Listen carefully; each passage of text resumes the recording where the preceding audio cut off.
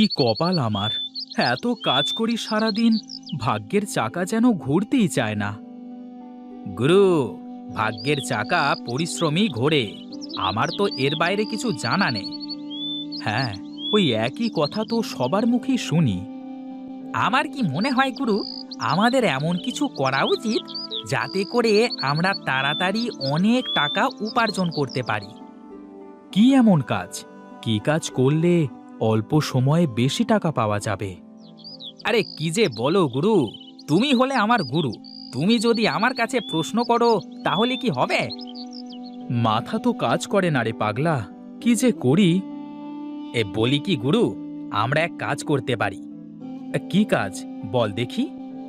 এই চলো, আমরা আজ থেকে সব কাজ বাদ দিয়ে ব্যাংক ডাকাতি করি। কি সব বলিস? তোর খালি আজে বাজে কথা। একটু ভালো করে চিন্তা কর দেখি।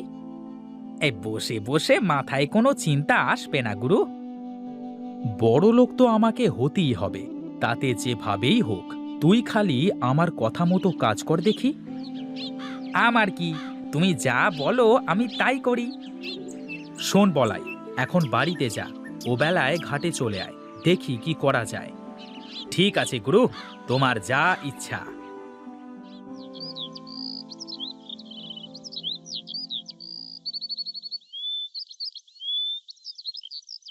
কি গিন্নি, বসে আছো যে? এখন আসার সময় হলো তোমার? রান্না করে সেই কখন থেকে বসে আছি, এই আসছো বুঝি? আসবো তো গিন্নি, এত ব্যস্ত থাকি সব সময়।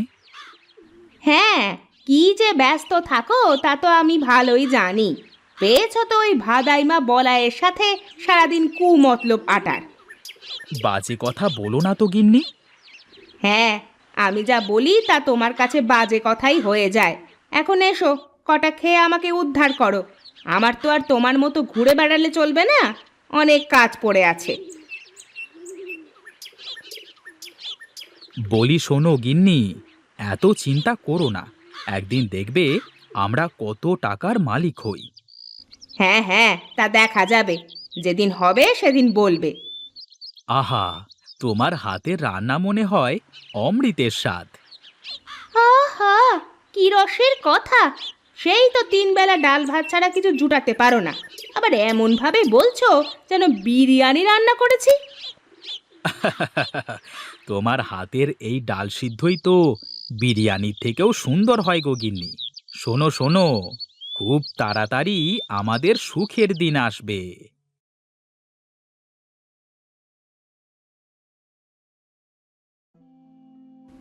ওরে বলাই, এসেছিস? এই তো বেলা করে কোথায় কোথায় ঘুরে বেড়াচ্ছিস বল দেখি। এই কোথায় আর ঘুরে বেড়াবো, আমি ছিলাম আমার কাজে। এখন বলো দেখি, খাবার টাবার কিছু আছে নাকি? দেখ, ওই ওখানে খাবার বাড়া আছে, খেয়ে নে। আমার তো শরীরটা খুব একটা ভালো না বাবা, তাছাড়া বয়সও তো হয়েছে, এবার একটা বিয়ে কর বাবা। আরে আমাকে কে মেয়ে দেবে বলো দেখি? আমার মতো ভেদামার্কা ছেলের সাথে কেউ মেয়ে দেবে না মা। আগে বড়লোক হই, তারপর দেখা যাবে। হ্যাঁ, আমি মরি তারপরে করিস। আমার তো জীবনে একটু শান্তি দিবি নে তুই, একটু শান্তি দিবি নে।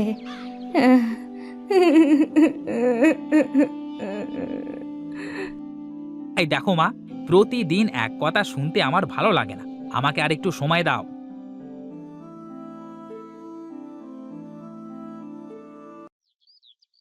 বুঝলে গিন্নি, বাঁশ বাগানে অনেক বাঁশ হয়ে গেছে। কিছু বাঁশ কেটে বাগানটা একটু পাতলা করতে হবে। হ্যাঁ, তাহলে করতে হবে। তা তোমার ভাইয়ের কাছে কিছু বলেছ নাকি? ওকে আর কি বলবো, আমি যা বলবো ও তো তাই করবে। না, তারপরেও একবার শুনে দেখা ভালো, তা না হলে আবার পরে বলবে যে তুমি ওকে না বলেই এটা করে ফেললে। হ্যাঁ দেখি, ওর সাথে দেখা হলে বলে দেখব। এজন্য দাটা ধার নিয়ে রাখলাম, বেশ কিছু বাঁশ বিক্রি করা যাবে। যা ইচ্ছে করো, কিন্তু সাবধান, দুটো কথা যেন না হয়। আমার আবার মানুষের সাথে অযথা ঝগড়া চেঁচামেচি করতে ভালো লাগে না। ঠিক আছে গিন্নি, তুমি ওসব নিয়ে চিন্তা করো না তো। দেখি, যাই, আমি একটু মাঠ থেকে ঘুরে আসি।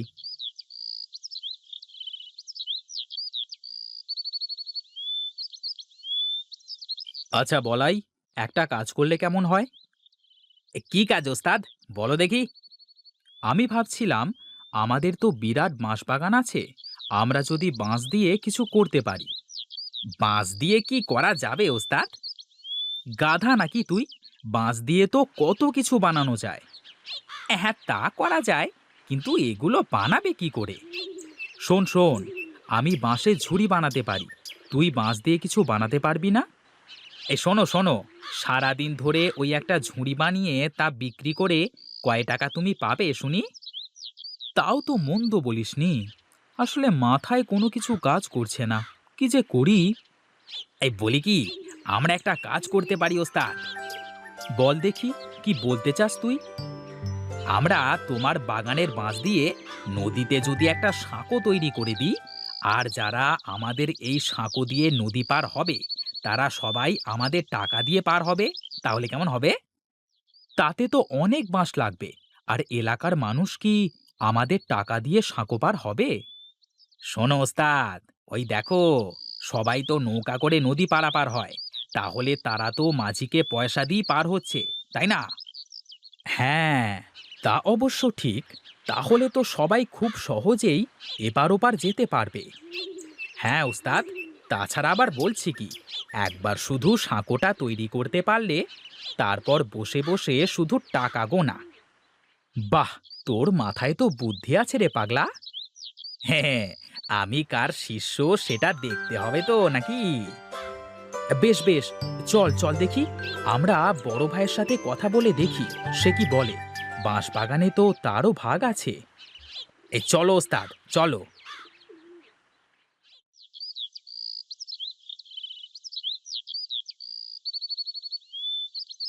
সে কি দাদা, এখানে দাঁড়িয়ে আছো যে?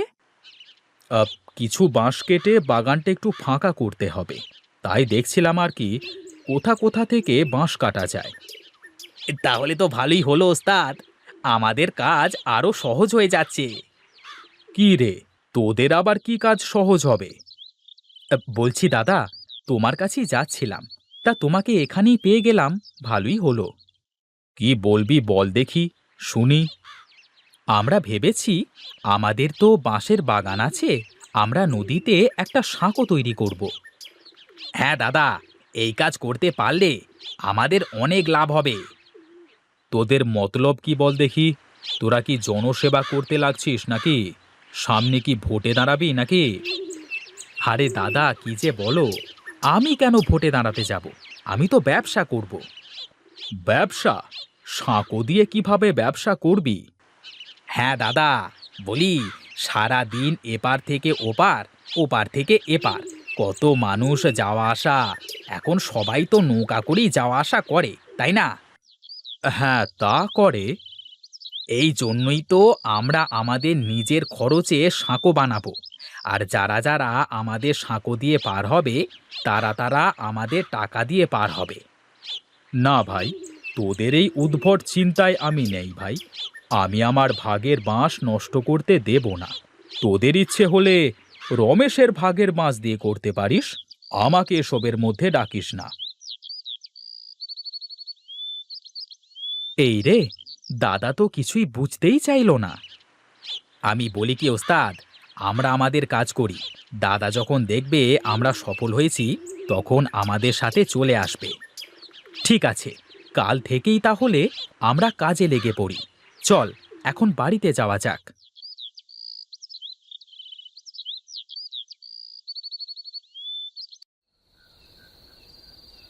শোনো গিন্নি, কাল থেকে আমি একটা নতুন কাজ শুরু করব।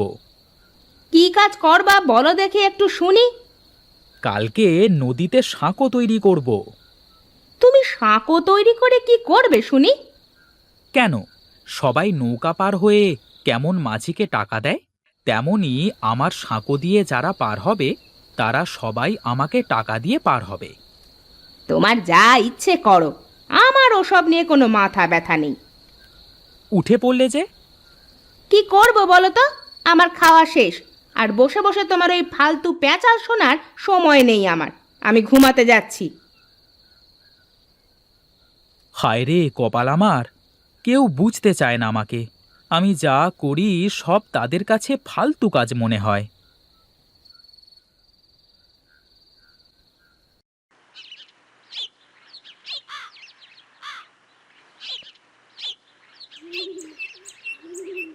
শোন বলাই, আমি বাঁশ কাটতে থাকি আর তুই বাঁশগুলো গাড়িতে করে টানতে থাক।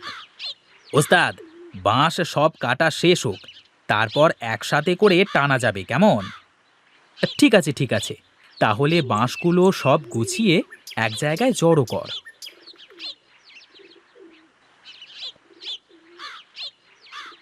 বাঁশ তো সব কাটা শেষ রে বলাই, এবার নে গাড়িতে ওঠা সব বাঁশ। ঠিক আছে ওস্তাদ।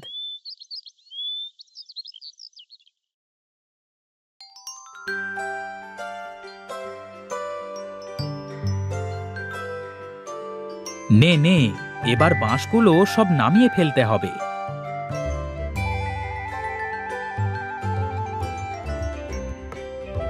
যাক, এবার শুধু সাঁকোটা বানানোর কাজ। শোন রে বলাই, যারা আমাদের সঙ্গ দিল না তারা দেখবি আফসোস করবে। ওস্তাদ, আমি জানি তুমি যা করো তা সব ভেবেই করো। বুদ্ধিটা আমার হলেও এটা ভালো না মন্দ তা তো তুমি ভালো করে ভেবেছো, তাই না? হ্যাঁ রে, আমি সব ভেবেই করছি। নে নে, কাজ শুরু কর।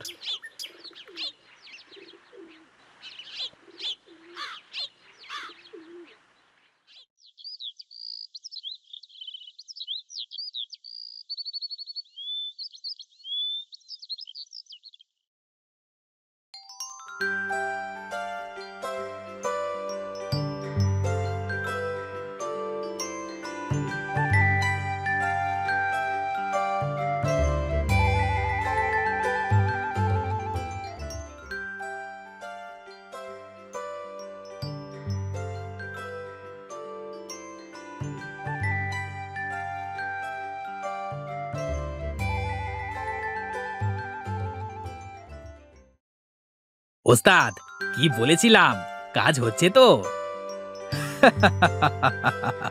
হ্যাঁ রে হ্যাঁ, আজ এই ভাগের বাঁশবাগান আমার ভাগ্য খুলে দিল রে বলাই। এখন আর আমাদের কোনো চিন্তা নেই ওস্তাদ, বসে থাকবো আর টাকা চলে আসবে। এখন আমার দাদা বুঝবে যে সে কি করেছে। তার ভাগের বাঁশ এখন সে চিবিয়ে চিবিয়ে খাবে।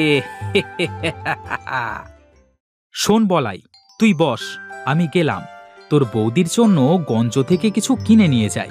এখন তো আমার টাকার কোনো অভাব নেই রে। ঠিক আছে ওস্তাদ, যাও, আমি আছি।